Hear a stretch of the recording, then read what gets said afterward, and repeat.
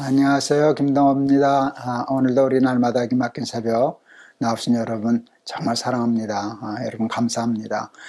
여러분의 그렇게 줄이고 목말라 하시는 그 마음에 하나님이 배부른 은혜의 축복을 주실 줄을 믿습니다. 오늘 시편 25편 1절에서 7절 읽어드리려고 합니다.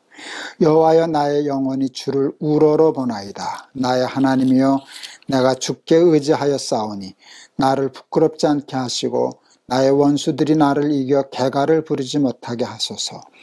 주를 바라는 자들은 수치를 당하지 아니하려니와 까닭없이 속이는 자들은 수치를 당하리이다.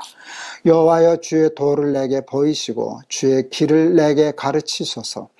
주의 진리로 나를 지도하시고 교훈하소서. 주는 내 구원의 하나님이시니 내가 종일 주를 기다리나이다. 여호와여, 주의 긍휼하심과 인자하심이 영원부터 있었사오니 주여 이것들을 기억하옵소서. 여호와여, 내 젊은 시절의 죄와 허물을 기억하지 마시고 주의 인자하심을 따라 주께서 나를 기억하시되 주의 선하심으로 하옵소서. 아멘.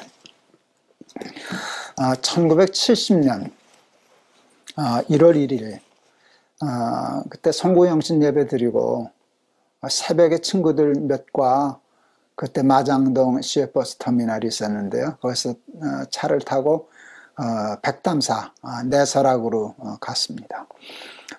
거기서 산장에서 하룻밤을 자고 1월 2일 새벽에 일어나서 백담사에서 장수대로 넘어가는 코스를 정해서 산행을 시작했습니다. 근데 그때 너무 겁 없이요, 아무런 장비 없이 배낭에다 라면 몇 개 넣고 등산화도 아닌 운동화 신고 청바지 입고 이제 그러고 산을 나섰다가 내설악에서 길을 잃었습니다. 지도하고 무슨 팻말 보면서 갔는데 나중에 알았는데 중간에 팻말 하나가 없어져서 우리가 길을 헤맸었습니다. 정말 해지기 전 아마 30분만 산에서도 헤맸으면 여러분 저 못 봤을 겁니다. 그때 아마 거기서 죽었을 겁니다. 다행히 짐작하고 내려온 길이 맞아서 탁 내려오니까 해 떨어지더라고요. 해 떨어지니까 금방 깜깜해지더라고요. 그때 저는 굉장히 중요한 걸 배웠습니다. 길이 생명이구나. 길이 생명이구나. 길을 잃으면 죽는구나 하는 것을 배웠습니다. 옛날 우리 동양의 선조들은 도를 닦았습니다. 사람답게 사는 길이 있다. 그 길을 찾으려고 하는 것이었어요. 아무데나 욕심 따라 막 살면 안 돼. 삶에도 법도가 있어. 법이 있고 길이 있어. 동양의 선조들이 도를 닦을 때 서양의 선조들은 철학을 했습니다. 철학의 궁극적인 관심은 진리였어요. 진리. 진리는 삶의 이치와 방식이지요. 여러분, 아무리 수학 문제가 어려워도 식을 알면 풀립니다. 계산기만 두드리면 나오는 거니까. 식을 몰라서 문제를 못 풀지, 여러분 식을 알면 문제는 더 이상 문제가 되지를 않습니다. 근데 여러분, 그 식이 길 아닙니까?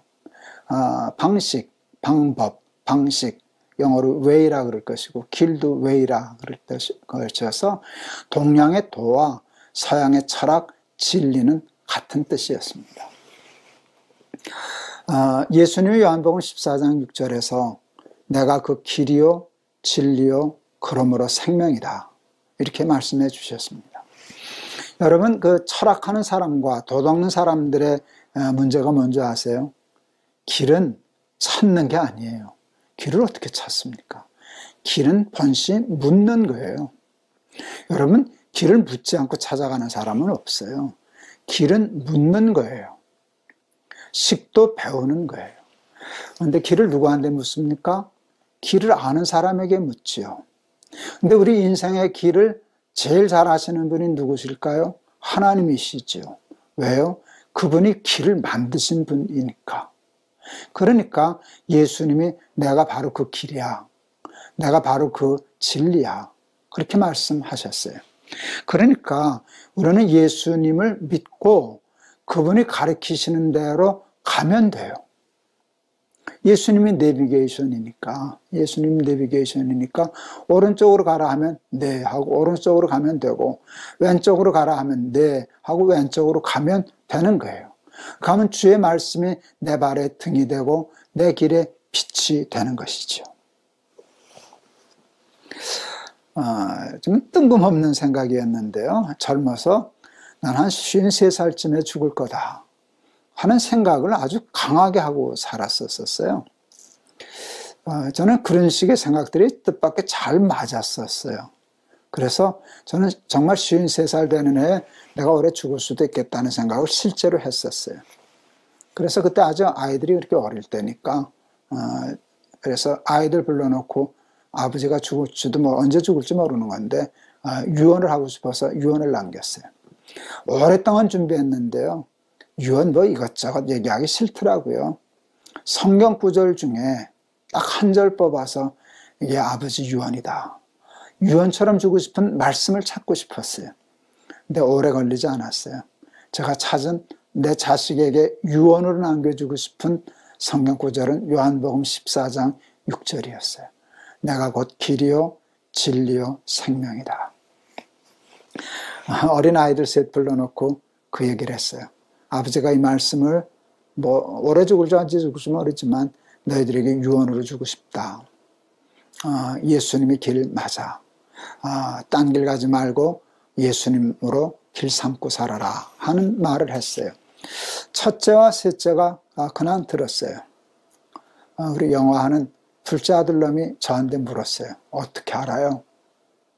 이렇게 시비처럼 물은 게 아니에요.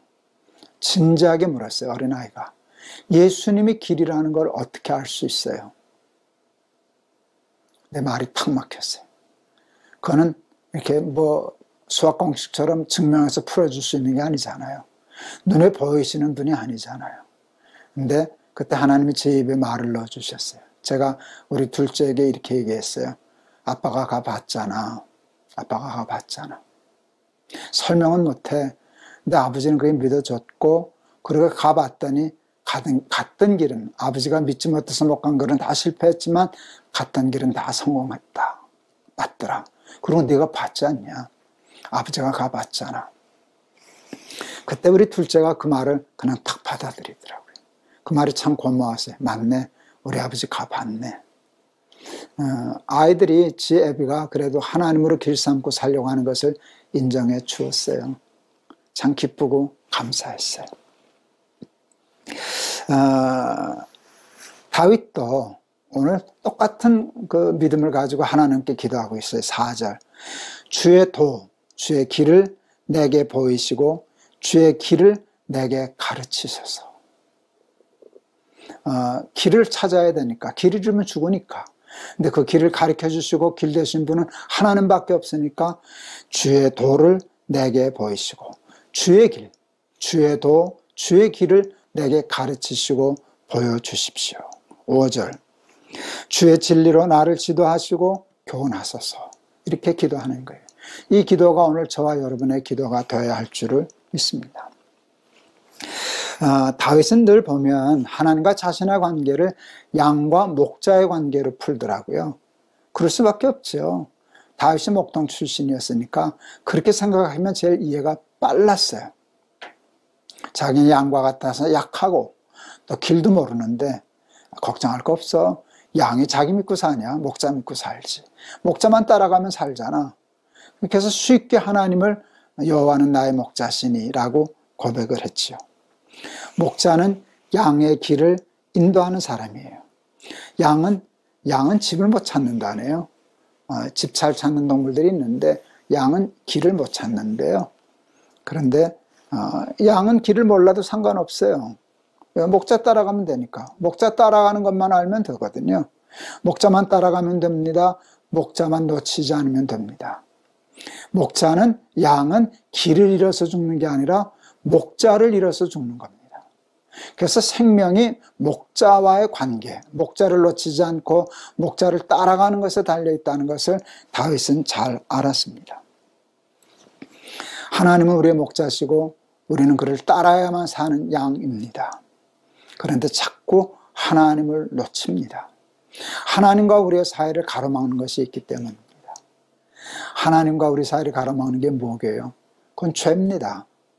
선악과 따먹고 범죄하자마자 나타난 현상이 뭐였어요? 피하여 숨었다. 하나님과 우리 사이에 소외가 일어났습니다. 관계 단절이 일어났습니다. 하나님을 피하는 일이 생겼습니다. 하나님으로부터 도망하는 일들이 생겨났습니다. 죄는 하나님으로부터 피하여 숨는 본능이고요. 하나님 피하다 보니까 하나님을 잃어버리고요. 하나님을 잃어버리니까 길 잃어버리고요. 길 잃어버리니까 사망에 이르게 되는 것입니다. 그래서 다윗은 그걸 알기 때문에 7절에서 하나님 놓치지 않으려면 내 속에 있는 죄의 문제를 해결해야 돼. 그걸 알고 7절에서 이렇게 죄사함의 기도를 드리고 있어요. 하나님, 내가 젊어서부터 죄를 많이 지었습니다. 그거 기억하지 마세요. 용서하여 주세요. 속죄의 은총을 주세요. 그래서 늘 회개하고 죄를 멀리하고 깨끗한 손과 청결한 마음과 허탄한 데 뜻을 두지 않는 그 마음을 가지고 하나님과의 관계를 밀접하게 해서 하나님 쫓아가고 길 잃지 않고 주의 진리, 주의 도, 주의 길을 쫓아 살아감으로 하나님 나라의 삶을 살려고 하는 그 발버둥질이 시편, 다윗의 시편에는 곳곳에서 보여집니다. 말씀 마치렵니다. 우리도 죄인 아닙니까? 알게 모르게 짓는 죄가 하나님을 자꾸 놓치게 합니다. 하나님 놓치면 길을 잃고 길을 잃으면 죽습니다.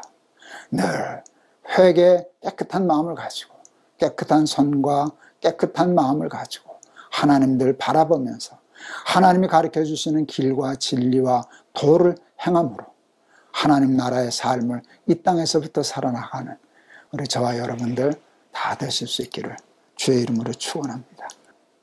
기도하시겠습니다. 길이 생명입니다. 길을 놓치면 생명을 놓칩니다. 그래서 동양의 선조들도 길을 찾았고 서양의 선조들도 철학하며 길을 찾았습니다. 식을 찾았습니다. 근데 길과 식은 찾는 게 아니라 묻는 겁니다. 길을 아는 사람에게 묻는 겁니다. 인생의 길도 묻는 것입니다. 예수님이 가르쳐 주셨습니다. 내가 길이야. 내가 이 삶의 세상의 길을 만들었잖아.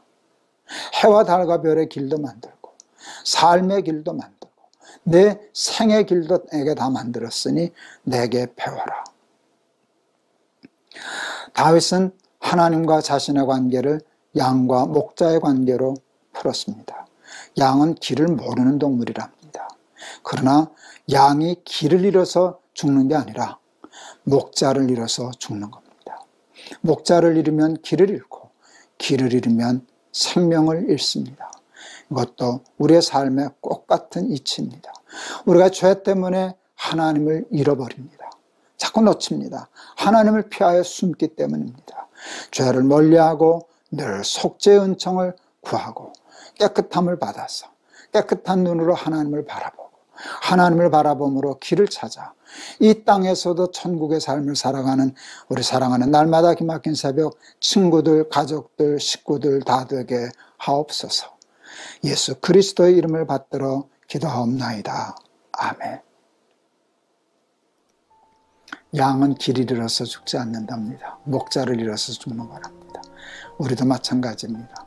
우리가 길을 몰라서 못 사는 게 아니라 죄 때문에 하나님을 자꾸 놓쳐서 못 사는 겁니다. 하나님을 붙잡으면 길이 보입니다. 왜? 하나님이 길이시기 때문입니다. 깨끗한 마음으로 속죄의 은총을 받아 늘 하나님 바라보고 길 놓치지 않고 지금부터 영원까지 하나님 앞에 가는 날까지 하나님의 길에서 벗어나지 않는 저와 여러분들도 다 되시기를 바랍니다. 여러분 감사합니다. 여러분 사랑합니다. 오늘도 승리하세요.